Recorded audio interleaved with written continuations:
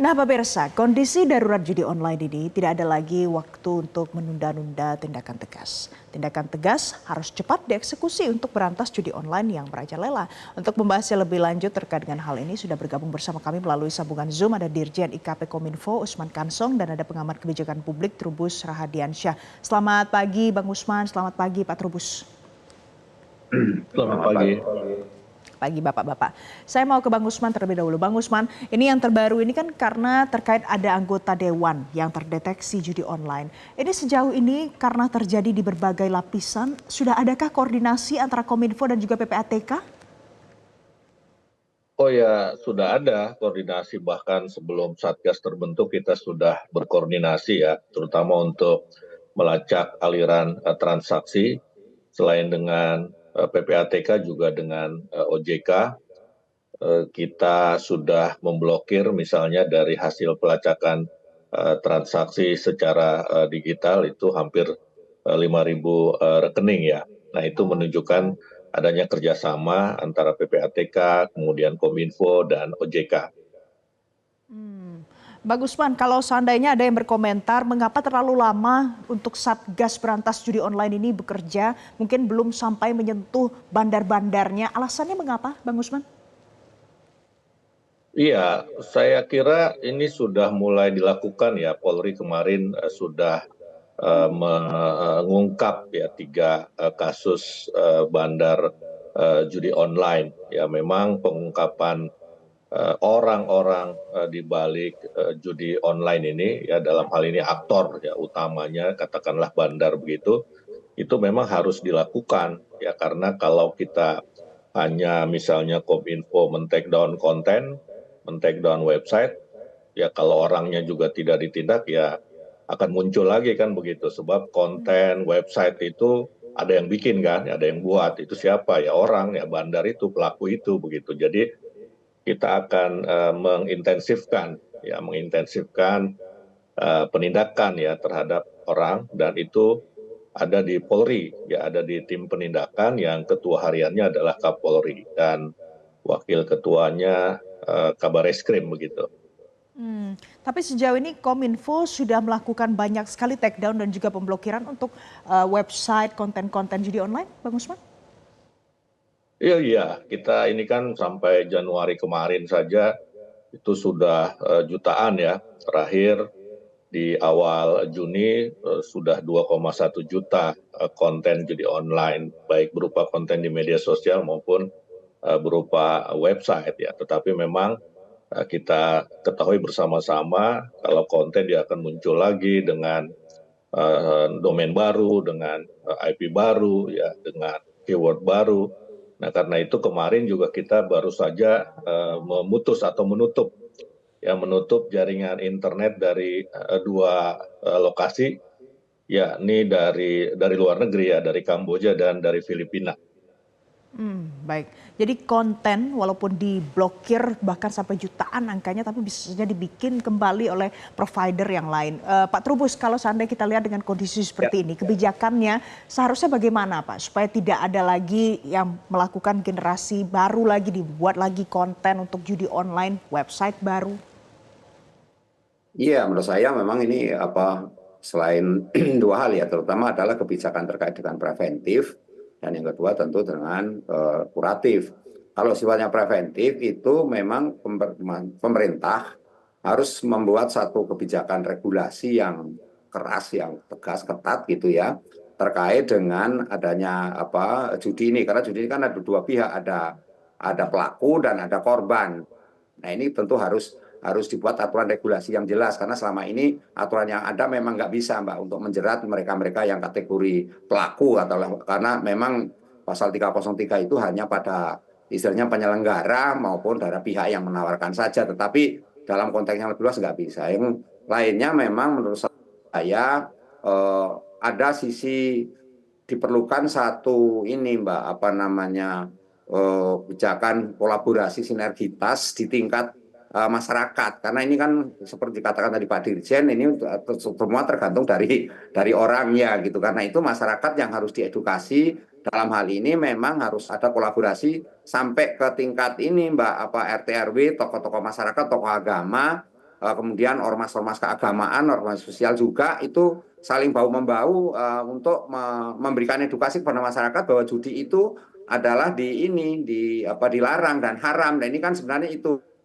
Nah, akar persoalan selama ini kan judi itu tidak bisa diberantas karena tadi disepakatan oleh Pak Dirjen itu ada bisa diproduksi kembali, tapi penawarannya juga privat to privat itu orang per orang juga gitu sifatnya. Dan yang lainnya juga ada di sisi memang ada persoalan di mana lemahnya kebijakan selama ini pemerintah perhatian terhadap apa yang namanya pelaku-pelaku judol ini. Dan yang lainnya memang kemudian ini rame setelah ada dampak kan, dampak dalam arti ada yang bunuh diri, ada yang meninggal dan seterusnya macam-macam lah itu kemudian pemerintah baru memberikan perhatian. Padahal ini kan ditengarai sudah lama karena semenjak ada pandemi COVID kita kan masyarakat kita istilahnya gabut gitu Mbak, gabut terus kemudian banyak yang menggunakan gadget itu untuk bermain judi online. Di satu sisi memang ada pihak-pihak yang ditengarai PPATK kemudian itu mereka malah menjadi pengepul gitu sampai ke tingkat petani tingkat bawah kemudian menggerakkan. Nah ini kan sebenarnya lemahnya RT RW dan kepala desa di dalamnya dalam memberikan tokoh-tokoh agama juga memberikan edukasi kepada masyarakat gitu sehingga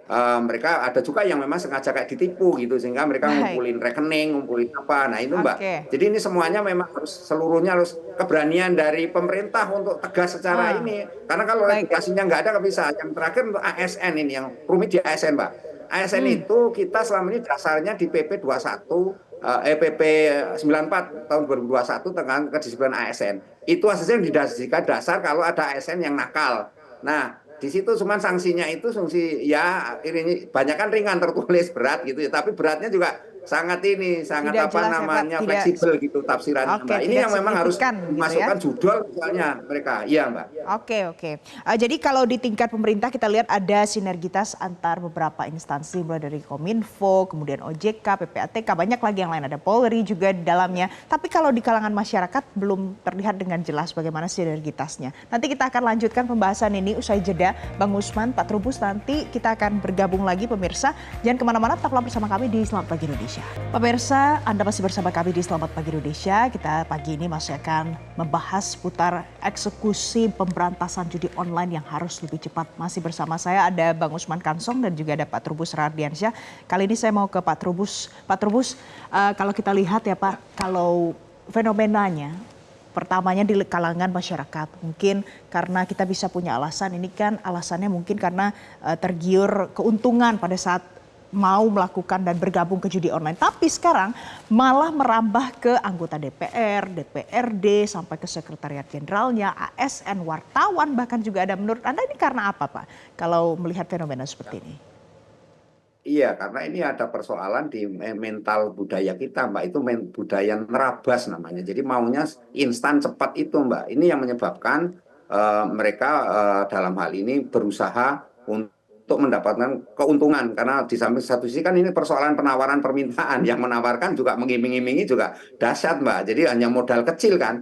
Modal 10.000 misalnya, akhirnya nanti dapat jutaan. Nah ini kan menyebabkan mereka berpikir ya ini cara yang paling cepat. Sehingga mental nerabas, mental instan itulah yang menjadi persoalan akar dari judi sulit diberantas, Mbak.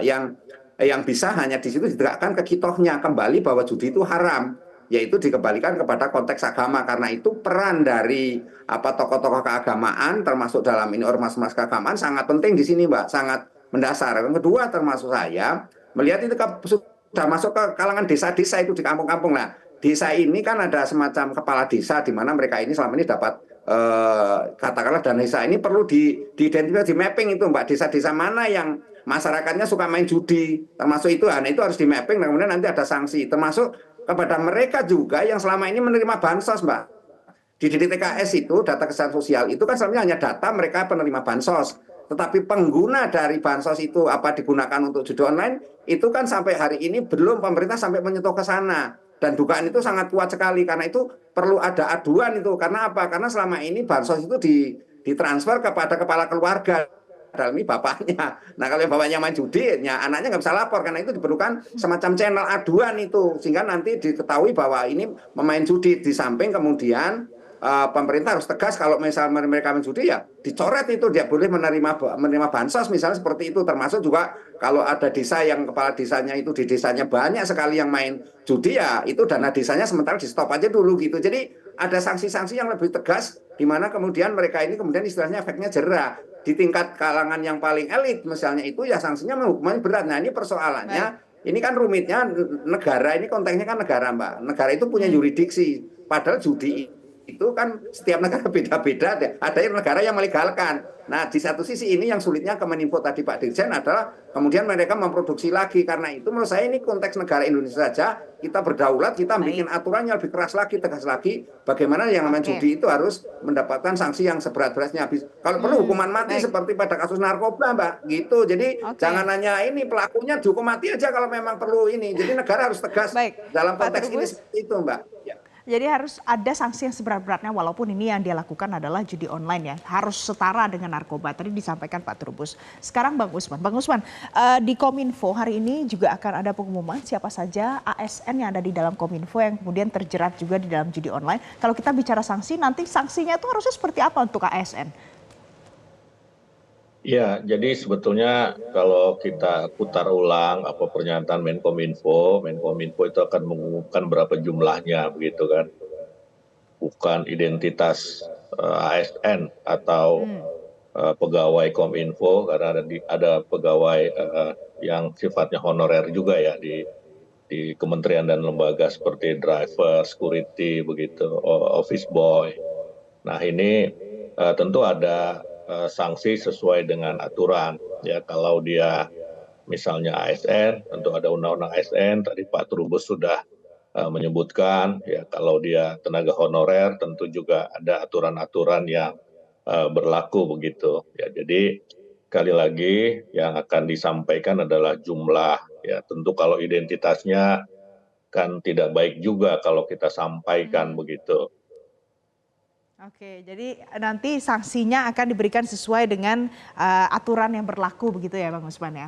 Bang Usman, tadi kan kita bicara soal sanksi yang akan diberikan untuk ASN. Nah tapi di samping itu pada saat Satgas ini beroperasi sejauh ini, selain memberikan sanksi kemudian penindakan tegas, sejauh ini kendalanya ada di mana? Mengapa Satgas ini mungkin perlu waktu lebih lama lagi untuk bisa melakukan pemberantasan judi online ini benar-benar sampai akar? Ya, jadi memang tadi Pak Trubus sudah sampaikan, ya saya juga berulang kali menyampaikan ini kan terkait dengan supply dan demand ya. Kemudian juga terkait dengan teknologi dalam konteks supply-nya. Jadi kenapa sekarang lebih mudah, sangat banyak orang yang terjerat judi online dari berbagai kalangan ya karena teknologi mempermudah itu. Jadi aksesnya itu ya luas ya, dibandingkan judi offline ya pasti lebih terbatas. Ya kemudian juga apa yang tadi Pak Trubus sampaikan, kultur digital itu ya kultur instan, ya menciptakan kultur instan, orang mau cepat dapat uang banyak begitu kira-kira. Nah ini dari sisi supply begitu ya. Kemudian juga dari sisi demand, kebutuhan masyarakat atau tuntutan masyarakat ya karena tadi diawali adanya supply itu juga semakin tinggi jadinya. Ya semakin tinggi jadinya sehingga kita harus memutus di dua sisi, ya memutus supply dan memutus demand. Memutus demand dengan melakukan pencegahan, ya pencegahan itu melalui edukasi, melibatkan seluruh lapisan masyarakat sampai ke desa-desa tadi.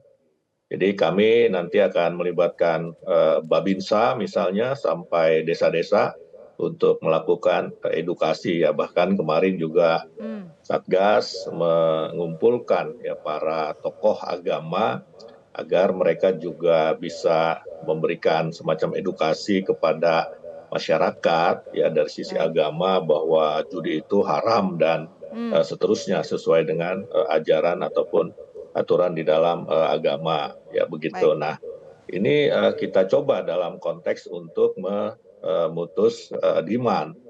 Perlu kontribusi seluruh lapisan masyarakat begitu. Ya, kemudian dari sisi penindakan, ya dari sisi penindakan selain pemutusan akses ke konten, ke website, melakukan penangkapan bandar, ya. Jadi dalam Undang-Undang KUHP itu di pasal 303 itu dikatakan bahwa siapapun yang dengan sengaja menawarkan atau memberikan kesempatan untuk permainan judi, ini artinya bandar.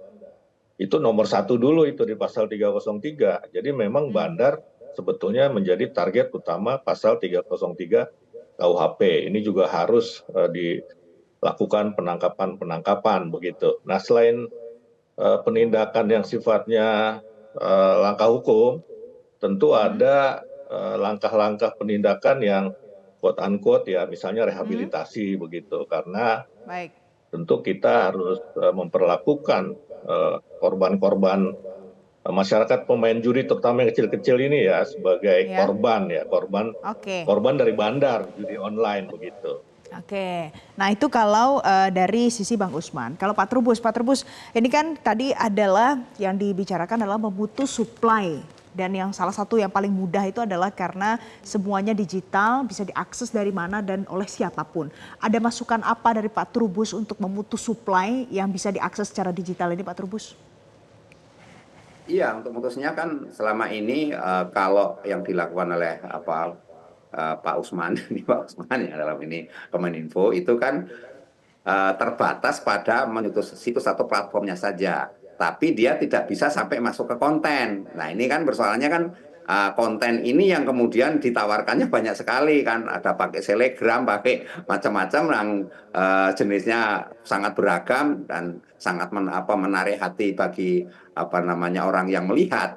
Jadi istilahnya eye-catching lah gitu. Jadi itu penyebabnya kemudian harus dilakukan istilahnya kapasitas pemberian kapasitas Mbak, kapasitas kewenangannya. Jadi dalam ini menindaknya sampai ke tingkat yang lebih lanjut ya termasuk konten itu. Kemudian masukan juga kepada ini PPATK selama ini kan cuma mengumpulkan memapping doang. Padahal dia kan intelijen keuangan, itu harusnya dia diberikan kewenangan lebih lanjut untuk menginvestigasi juga gitu loh. Menginvestigasi sampai tingkat itu siapa namanya sampai disebutkan, dan perlu juga Anda memproses proses hukumnya gitu. Jadi tidak sekedar itu, karena nanti tentu untuk penegakan hukum ada di kepolisian, di kejaksaan, tetapi kan persoalannya kemudian karena ini sifatnya perilaku yang menyangkut judi online, nah sehingga perlu ada satu penanganan yang sifatnya khusus Mbak. Jadi karena itu PPK perlu ada penguatan. Yang lain menurut saya penting ini, Satgas ini jangan hanya istilahnya jangka pendek, tapi sifatnya akan berlanjut terus. Karena apa? Karena teknologi berkembang terus. Karena apalagi sekarang dengan adanya penggunaan kecerdasan ini ya, itu lebih cepat lagi gitu ya. Jadi AI, orang kecerdasan akan buatan. menciptakan ya namanya aplikasi-aplikasi itu dengan mudah Mbak. Jadi ini menurut saya, apalagi tawarannya kan sekarang privat to privat, ini orang ke Baik. orang sendiri. Nah itu Kominfo Oke. nggak bisa mendeteksi, PPATK juga nggak bisa mendeteksi apa-apa, apalagi kemudian Baik. sudah nanti ke rekening bank. Kalau bank sudah rumit karena itu ada OJK juga yang berwenang di situ, ada pihak perbankan juga, dan macam-macam yang harus melalui prosedur yang panjang. Nah inilah menurut saya kemudian celah-celah ini digunakan para pelaku-pelaku ini judi Mbak, dengan segala kelihayannya dan kecanggihannya mereka Oke. itu untuk mengalih celah hukum itu Mbak. Itu penting. Baik, Yang jadi terakhir ya bagi saya masukan penting banget itu adalah bagaimana kemudian ini roadmap-nya harus disampaikan kepada masyarakat kaitannya dengan ini Mbak, masyarakat menengah dan masyarakat bawah, karena memang ini penciptaan lapangan kerja menjadi sangat penting, karena ini kan sumber kemiskinan juga menjadi, tidak hanya orang miskin, memang kemiskinan yang paling banyak kalau lihat di Jakarta ini paling banyak penerimanya kan di Jakarta Barat Mbak, yang wilayahnya itu betul. Cengkareng, Kemayoran, ada Jakarta Pusat sedikit, terus kemudian Tambora, dan kalau wilayah-wilayah Jakarta Timur, Jakarta Selatan kan nggak banyak. Nah ini kan juga menjadi hal, harusnya itu menjadi tindak lanjut dari kepala daerah dalam ini Gubernur Oke. DKI dan wali kota untuk menindaklanjuti seperti itu Mbak. Jadi Baik. teman-teman jangan hanya kabar angin terus selesai gitu Mbak. Menurut saya itu Mbak. Oke, jadi jangan hanya kabar angin lalu selesai, tapi mudah-mudahan nanti kerja Satgas Berantas Judi Online ini bisa jangka panjang dan menyesuaikan dengan perubahan zaman, apalagi teknologi begitu ya. Terima kasih Pak Trubus, terima kasih Bang Usman sudah bergabung bersama kami pagi hari ini di Selamat Pagi Indonesia. Jelajahi cara baru mendapatkan informasi. Download Metro TV Extend sekarang.